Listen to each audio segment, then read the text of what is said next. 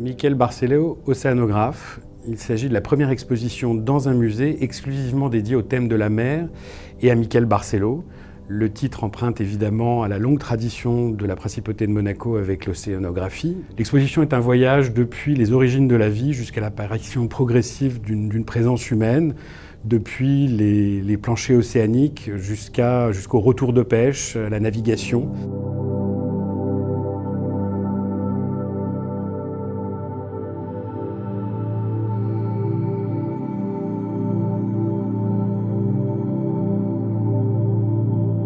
Il s'agit d'une exploration à travers 40 ans de création qui évoque tout le lien essentiel que l'artiste entretient avec l'univers de la mer, puisqu'il faut rappeler qu'il est mallorquin, c'est un îlien qui a grandi avec cet élément.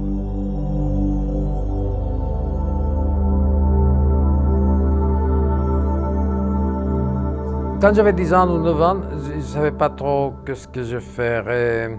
J'ai pensé d'étudier océanographie parce qu'il y avait une école chez moi et parce que c'était une petite tradition insulaire, tu vois, parce que bien sûr on vit au milieu de l'eau. Et aussi parce qu'à ce moment-là, j'ai commencé à lire tous les livres de Cousteau. C'était passionnant. Et à cette époque, je faisais la plongée sous-marine au moins 2 fois par jour, tu vois, le matin, la pêche, avec des harpons. Mais finalement, la peinture a fini par prendre tout l'espace et tout le temps. C'est drôle, ça, comme c'est invasif. Mais pour faire la peinture, on a besoin de savoir océanographie, au moins pour faire la mienne. J'aime bien aussi qu'il y a des bronzes, des céramiques, des aquarelles, de peinture, et puis les broderies de ma mère, que bizarrement, c'est toujours la mer qui revient comme sujet.